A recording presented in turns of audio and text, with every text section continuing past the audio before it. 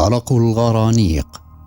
كان الجميع في حالة أشبه بالصدمة مما حدث معهم، ولم يكن أحد منهم يتحدث أو يقوم بشيء سوى كالكامش الذي كان ينظف مكان نزف عنبس على سطح السفينة بخرقة اقتطعها من لباسه، وجعير الذي كان يحتضن ابنه بقلق. تحدث القبطان مع الجميع بالفارسية وقال وهو يوزع حصة إضافية من الماء بسبب ما مر بهم: الماء بدأ في النقصان، لذا اقتصدوا في الشرب. عندما وصل القبطان لنافجة قالت له بالعربية: أعطي حصتي من الماء للعجوز. القبطان بالعربية: خذي حصتك، وسوف أعطي حصة العبد. اندفعت نافجة بقوة وسرعة كبيرتين إلى القبطان وأطاحته أرضا مع قربة الماء، وجثت على صدره وقالت بالعربية: العبد هو من يتملكه الخوف فقط. القبطان بصوت مرتفع بالفارسية: ابتعدي عني يا ساقطة. همت أفصار بالتدخل لنجدة القبطان، لكن نازنين أمسكت ذراعها وقالت: تذكري كلامك لنا يا خالة. رمى كالكامش الخرقة التي في يده وسحب نافجة من فوق القبطان الذي كان يصرخ بغضب ويقول بالفارسية: الماء الذي سكب سيخصم من حصتك. لم ترد نافجة على القبطان، وعادت إلى مكانها وهي تبتسم بسخرية. أفصار بالفارسية: أعطها حصة أنمار. القبطان بغضب: أنمار من؟ أفصار: الفتاة السادسة التي قبضت ثمن رحلتها ولم تأتي معنا. نافجة بالعربية: لا أريد إحسانك. أفصار بالفارسية: هذا ثمن اتقاء شرك. القبطان بغضب وهو يسكب ما تبقى في القربة لبقية الركاب: لن أسقيها شيئا لمدة يومين، وهذا ما يعادل ما سكبته من الماء. نافجة وهي تمد يدها في الهواء وترفع نظرها إلى السماء وتبتسم: لو كانت الأرزاق بيدك كنت سأكترث لكلامك. بعد كلامها بقليل بدأت السماء تهطل بأمطار غزيرة عبأت قرب الركاب الصغيرة والبرميل الكبير. استمرت الأمطار بالهطول على السفينة والركاب وهم يحدقون بنافجة التي كانت فاتحة فمها بأعين مغمضة للسماء وتحرك لسانها في الهواء كالأفعى. جريرة بمهرناز بقلق: هذه المرأة تخيفني. مهرناز وهي تنظر لأفصار: وتخيف الخالة أيضا. انظري إليها. وجهت جريرة نظرها لأفصار التي كانت تراقب نافجة بقلق كبير. أرتميس: الخالة لا تخشاها لأنها ليست شريرة. جريرة باستغراب: وكيف عرفت بأنها ليست شريرة؟ أرتميس وهي تحدق بنافجة: الشر لا ينمو إلا في العقول الخاوية، وعقل هذه المرأة ليس بخاو. مهرناز بسخرية: هل تعتقدين أنها طيبة القلب إذن؟ أرتميس: هناك فرق بين أن تكون شريرا وأن تكون خطرا، وهذه المرأة بالتأكيد خطرة، والعامة تدرك ذلك، لذا لم تتصادم معها حتى الآن، ولا أظنها ستفعل. كالكامش بالفارسية وهو يشاهد قطرات المطر: عندما ينزل المطر أغمض عينيك وافتح يديك. أرتميس وهي تهمس لمهرناز: هذا الكهل هو من يخيفني بحق. مهرناز وهي تضحك: نظرتك للأمور مقلوبة. توقفت الأمطار وتبددت الغيوم وظهر القمر مرة أخرى. اجتمع القبطان بالركاب وقال لهم بالفارسية: الغرانيق سيعودون بلا شك، ويجب أن نرمي لهم شيئا يقينا شرهم، ولا أجد خيارا غير جثة عنبس. هل هناك من يعترض على هذا القرار؟ كالكامش بالعربية: نعم، لا يمكنك رمي جثته للغرانيق. القبطان بالعربية: لماذا؟ طود بالعربية: الغرانيق لا تأكل الجيف. القبطان بالعربية: وما أدراك أنت؟ نافجة بالعربية: نحن أعلم بلجاج جزيرة العرب أكثر منك. أفصار بالعربية: هذا بحر فارس وليس بحر عربستان. طود بالعربية وهو يحدق بالبحر ويبتسم: ومتى اشتريتموه؟ أفصار بتجهم بالعربية: اسأل القبطان فهو أعلمنا بتاريخ هذا البحر. نافجة بالعربية بابتسامة ساخرة: أسأل فارسيا عن الحق، ستكون هذه سابقة في عرفي. القبطان بالعربية بغضب وتعجب: هل أنتم مجانين؟ نحن نواجه الموت هذه الليلة وأنتم تجادلون في مسمى البحر. أفصار بالعربية بغضب: أجب أيها القبطان ولا تراوغ. تجاهل القبطان كلام أفصار وتوجه إلى جهير بتوتر وقال له بالعربية: هل يستطيع ابنك الغناء مرة أخرى وحمايتنا من الغرانيق؟ جهير بتوتر: ابني استطاع الغناء لفترة محدودة، لكني لا أظنه يستطيع الغناء طيلة الليل. آزاد وهو يقف ويقول بالفارسية: أنا لا أجيد العربية، لكني أعرف أنكم تتشاجرون بسبب الغرانيق. لا تقلقوا، أنا لدي الحل. عصبة أفصار تراقب النقاش بصمت. القبطان بالفارسية باستهزاء: وما الذي يستطيع شاب مهزوز مثلك فعله؟ أفصار بالفارسية وهي تقترب من آزاد: اسكت أيها القبطان لنستمع إليه. ماذا تنوي أن تفعل أيها الشاب؟ آزاد بالفارسية وهو يبتسم ويدمع في نفس الوقت: أنا إنسان لا قيمة لي، ولا أحد ينتظرني في فارس، ولا أعيش لهدف، لذا أريد الموت لهدف. أرتميس بتعجب: هل أنت مجنون؟ أفصار: لا تكن أحمق، ما زلت صغيرا والحياة أمامك. آزاد: لا تقلقي يا خالة، هذا اختياري وأنا راض به. النافجة بالفارسية وهي تبتسم: انتهت المشكلة إذن. كالكامش بالعربية: يجب أن نرمي عنبس في الماء قبل أن تبدأ جثته بالتعفن. القبطان بالعربية وهو يدير نظره نحو نافجة: هل لديك اعتراض؟ نافجة وهي تنظر لجثة عنبس: لا.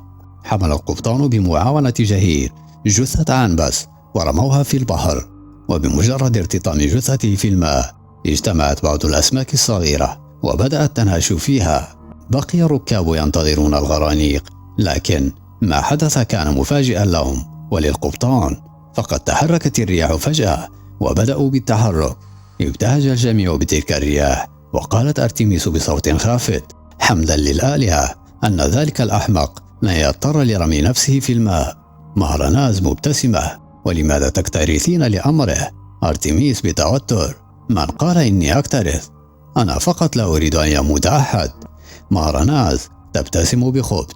استمرت السفينة بالسير مع الرياح وعين القبطان على النجوم، وهو يبتسم ويقول: لو تابعنا على هذا النهج في المسير سنصل إلى سواحل بوشير مع أول الصباح. النافجة بالعربية: الرياح ستتوقف بعد قليل. أفصار بالعربية وهي تنظر إليها بتوتر: لا تتشائمي. النافجة بالعربية وهي ترفع غطاء رأسها: أنا لا أتشائم، أنا عارف. توقفت الرياح بعد جملة نافجة بدقائق، وهي تحدق بأفصار وتبتسم. كان ذلك قبل الفجر بساعة قليلة، وقبل وصولهم إلى ميناء بوشير لم ينزل القبطان أعينه من الأشرعة على أمل عودة الرياح، لكن أمله تبدد عندما أحس هو والركاب بضربة قوية أسفل السفينة. تبعها قولنا زانين بقلق: لقد عادوا. استمرت الضربات للسفينة بكثافة وقوة حتى صرخ القبطان في رخو بالعربية وقال له: ابدأ بالغناء أيها الأحمق. لم يستجب رخو لصرخة القبطان وعانق أباه من الخوف. توجه القبطان إلى رخو وسحبه من أبيه وبدأ يصرخ فيه بغضب كي يغني، لكنه لم يكمل صراخه حتى وجه له طود لكمة أفقدته الوعي. صرخت أفصار في طود بالعربية وقالت: ماذا فعلت أيها الأحمق؟ وقفت نافجة وهي تعقد أصابعها وتقول لأفصار بالفارسية: أعتقد أنه حان الوقت كي تخبري ساحرتي باستخدام طلاسمهن، فالأمر أصبح حياة أو مماتا الآن.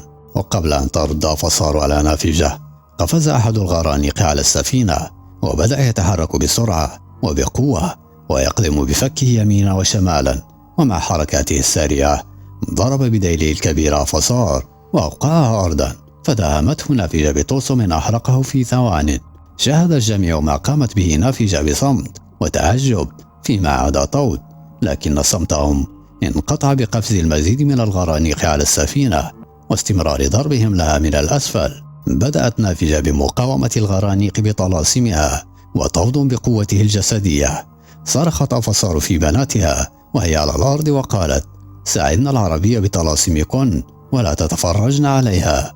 بدأ فتيات أفصار بمقاومة الغرانيق مع نافجة وطود، فيما عدا كالكامش الذي ذهب لأفصار وأبعدها عن منطقة القتال على سطح السفينة. استمرت الغرانيق بالقفز على سطح السفينة بأعداد هائلة، وأصبحت مقاومتها تزداد صعوبة مع تزايد أعدادها. وخلال ذلك قفز أحدها في المكان الذي كان فيه جهير مختبئا مع ابنه رخو، وتمكن من قضمه وإصابته إصابة مميتة. عازات خلال تلك المعركة كان مختبئا خلف برميل الماء الكبير، لكن أحد الغرانيق القافزة حط خلفه وهم بافتراسه، وفي لحظة ذعر قفز في الماء، فتوجهت أسراب الغرانيق التي كانت في البحر نحوه وتركت السفينة. شاهد من كان على السفينة أسراب الغرانيق وهي متوجهة نحو آزاد بقلق، ولم يتكلم أحد سوى مهرناز التي قالت: إصراره على الموت فاق رغبتنا في الحياة. أرتميس وهي تجري مسرعة إلى مقدمة السفينة وترفع كفها تجاه أسراب الغرانيق المتوجهة نحو آزاد. رغبتي به تفوق رغبته في الموت. قرأت أرتميس بعدها طلسم الشيطان كرمان، وتحولت عيناها وشعرها إلى البياض التام وسط ذهول الجميع، وأطلقت وميضا باتجاه أسراب الغرانيق، فتبدد معظمها وهي تصرخ بحدة، مما دفع البقية للهروب لتفقد أرتميس بعدها الوعي مباشرة. استيقظت أرتميس على الساحل بوشيرة صباحا ورأسها في حجر مهرناز، وهي تمسح على جبينها وتقول مبتسمة: يجب أن تعلميني هذا الطلسم يوما يا فستقة. بدلت أرتميس مهرناز ابتسامتها، لكنها لم ترد أو تنهض. جريرة وهي تجلس على الرمال بالقرب من مهرناز وأرتميس. القبطان استيقظ وبدأ بإصلاح السفينة. أرتميس ورأسها ما زال في حجر مهرناز: هل آزاد بخير؟ جريرة وهي تبتسم: نعم، لا تقلقي. أرتميس: أين الخالة؟ مهرناز: الخالة رحلت مع نازانين وطلبت منا الانتظار هنا. أرتميس بقلق: أين ذهبت؟ مهرناز: لا نعرف، لكنها قالت إنها لن تتأخر. جريرة بوجه حزين: أمر مزعج. أرتميس ورأسها في حجر مهرناز: ما بك يا جريرة؟ جريرة: ذلك الفتى الأحمق فقد أباه ويزعجنا ببكائه. أرتميس: لا أسمع أي بكاء. جريرة: لقد توقف منذ قليل ويجلس على الشاطئ لوحده. أرتميس: وماذا عن ذلك الرجل الضخم وتلك العجوز؟ مهرناز: رحلا بمجرد وصولنا إلى يابسة. أرتميس: والسيد كالكامش. جريرة وهي تدير نظرها للبحر: رحل بطريقة غريبة. أرتميس: كيف؟ مهرناز: قبل وصولنا إلى الساحل بقليل اختفى. أرتميس بتعجب: اختفى؟ كيف؟ جريرة: لا نعرف، كنا ننزل من السفينة واحدا تلو الآخر ولم نره معنا. أرتميس: غريب، ربما وقع في الماء وغرق. مهرناز وهي ترفع نظرها وتحدق بالبحر: لا أعتقد، لكنه كان يتحدث مع الخالة قبل اختفائه. أرتميس: الخالة؟ مهرناز: نعم، لذلك لا أعتقد أنه غرق. أرتميس: ماذا إذن؟ أفصار وخلفها نازانين. هل استيقظت أرتميس؟ أرتميس وهي تقوم من حجر مهرناز بثقل: نعم يا خالة. جلست أفصار ونازانين مع الفتيات وهي تبتسم. جريرة بوجه محبط: متى سنعود لبستك يا خالة؟ أفصار وهي تبتسم: سأعود أنا والمقرونة فقط. مهرناز بتعجب: ماذا تقصدين يا خالة؟ أفصار: أختكن أنمار بقيت في عربستان لتكمل حياتها، وبعد هذه الرحلة وما مررنا به قررت بأنه أنتن أيضا يجب أن تشققن طريقكن بأنفسكن. جريرة بحزن: هل ستتخلين عنا يا خالة؟ أفصار وهي تضع يدها على رأس جريرة مبتسمة: كيف أتخلى عن بناتي؟ ستبقين دائما جزءا مني. أرتميس بحزن: ماذا إذن؟ نازانين مبتسمة: الخالة تريدكن أن تعيشن حياتكن وألا تهدرنها. مهرناز: وهل نحن أموات؟ أفصار: أنا والمقرونة كرسنا حياتنا لثأر أبي وقمنا بالتضحية بأشياء كثيرة لا نريد منكن التضحية بها. جريرة: أشياء مثل ماذا؟ أفصار وهي تبتسم: اذهبي واحضري ذلك الفتى العربي إلى هنا. جريرة بتعجب: تقصدين الأحمق؟ نازنين وهي تبتسم: نعم، الأحمق الذي تحبينه. جريرة: أحبه؟ هذا طفل أحمق يصورني بسنوات. أفصار: نعم، طفل أحمق يحتاج رعاية حمقاء مثله. مهرناز وأرتيميس تبتسمان. جريرة بغضب: إذا كنت تريدين التخلص مني يا خالة فلا بأس، لكن لا تلصقي بي ذلك الصبي. أفصار مبتسمة: إذن سنتركه حتى يموت لوحده. جريرة بقلق: يموت؟ نازنين مبتسمة: نعم، ماذا تتوقعين أن يحدث له؟ لقد فقد أباه وهو لا يجيد الفارسية ولا يعرف أحدا هنا، سيموت بلا شك. جريرة وهي تنظر إلى الصبي وهو يحدق بالبحر: لكن كيف أتزوجه؟ إنه مجرد طفل، ثم أين سنعيش وكيف؟ أفصار مبتسمة: عودي إلى قشابي وابدأي حياة جديدة معه. جريرة تحدق بالصبي. مهرناز وهي تبتسم وتدمع في نفس الوقت: اسمعي كلام الخالة يا بقرة، فالصبي أجمل منك بكثير ولن تجدي مثله يقبل بك. أرتيميس وهي تدمع وتبتسم: أتمنى أن يأخذ أطفالكم شكله. نازنين وهي تنهض وتشد جريرة الصامتة والمحدقة في الصبي: هيا هيا لنذهب إليه. صارت جريرة مع نازنين حتى وصلتا إلى الصبي، ودار بينهم حوار بسيط بالإشارة، وبعدها أمسكت جريرة بيده وقرأت طلسم الانتقال إلى قشابي واختفت معه. عادت نازنين وهي تمسح دموعها وجلست مع البقية وقالت وهي تبتسم: جاء دور أرتيميس يا خالة. أفصار وهي تبتسم: نعم، فستقتي البيضاء. أرتيميس: أنا؟ ماذا عني يا خالة؟ أفصار: هل سأشرح لك مع من يجب أن ترحلي وتبدأي معه حياتك الجديدة. أرتيميس وهي تنزل رأسها للأرض: لقد رحل. نازنين مبتسمة: لا، لم يرحل، لقد طلبنا منه أن يذهب إلى السوق ويشتري بعض الحاجيات لزوجته قبل أن يرحل معها. أرتيميس: زوجته من؟ مهرناز وهي تبتسم وتدفع رأس أرتيميس بأصبعها: هذا ليس وقت الغباء. أرتيميس تنزل رأسها وتبتسم. أفصار وهي تمد خاتما من الذهب لأرتيميس: هذا الخاتم هدية لك منا جميعا. أرتيميس وهي تأخذ الخاتم بوجه حزين: لكني لن أقوى على فراقكن. نازنين: ومن قال إننا سنتركك؟ سنزورك دائما. أرتيميس: تزورنني أين؟ أفصار: يبدو أن أزاد ميسور الحال ويملك مزرعة كبيرة في شيبكوا، وقد أخبرنا أنه سيأخذك إلى هناك. نازنين تحتضن أرتيميس وتدمع. أفصار وهي تبتسم وتدمع: ما بكما؟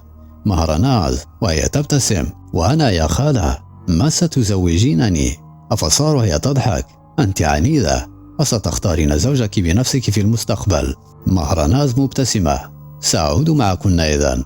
نازنين وهي تفك عنق أرتيميس مبتسمة: لا. مهرناز: ماذا إذن؟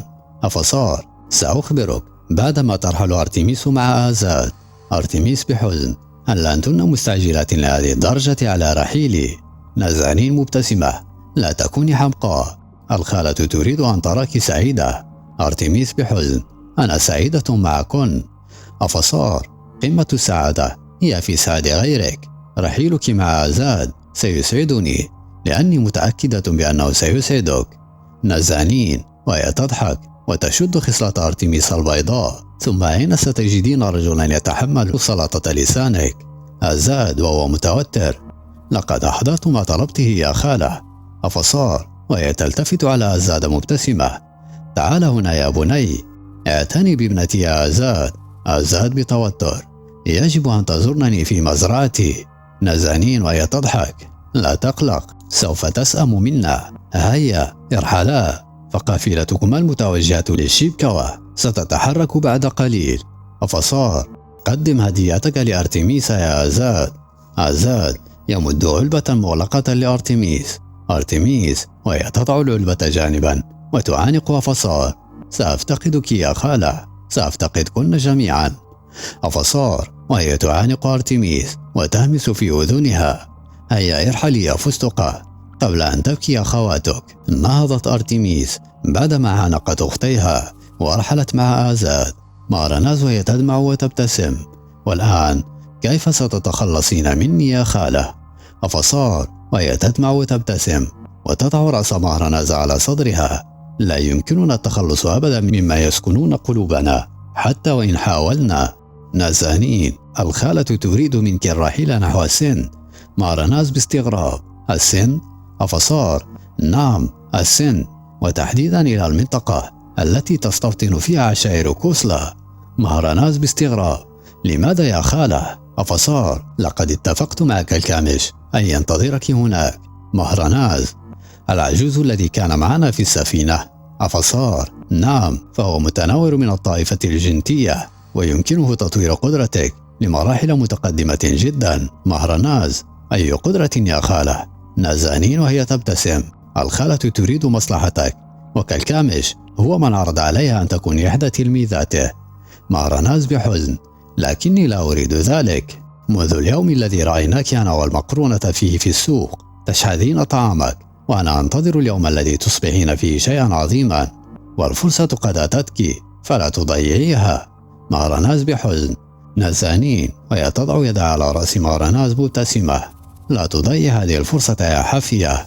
مهرناز وقد بدأت تبكي: ماذا سأفعل لوحدي هناك؟ أفصار: لا تقلقي، كالكامش وعدني أنه سيعتني بك. مهرناز: ولماذا لم يأخذني معه؟ لماذا يريد مني اللحاق به في أرض نجالها؟ أفصار: يقول إنك ستجدينه بسهولة بمجرد دخولك بلاد السند. مهرناز: أنا حتى لا أعرف لغتهم. نازانين: لا تقلقي، لقد أكد للخالة أنه سيجدك. أفصار: هناك قافلة ستسير من هنا نحو دزدآب شرق البلاد، ومن هناك للبحث عن قافلة أخرى تعبر بك حدود السند. هيا كي لا تتأخري. مهرناز: وماذا سأفعل بعدها يا خالة؟ أفصار: توجهي إلى جبال الملح. مهرناز: جبال الملح؟ أفصار: نعم، فكالكامل سيكون بانتظارك هناك. مهرناز: هل تثقين بهذا الرجل يا خالة؟ أفصار وهي تبتسم: أثق بك أنت يا حافية. هيا اذهبي مع أختك كي ترشدك إلى مكان القافلة. مهرناز وهي تدمع: بهذه السرعة؟ أفصار وهي تعانق مهرناز وتدمع: هيا يا حافية، اذهبي ولا توجعي قلبي. صارت مهرناز مع نازانين مبتعدتين عن أفصار التي بقيت على الشاطئ حزينة.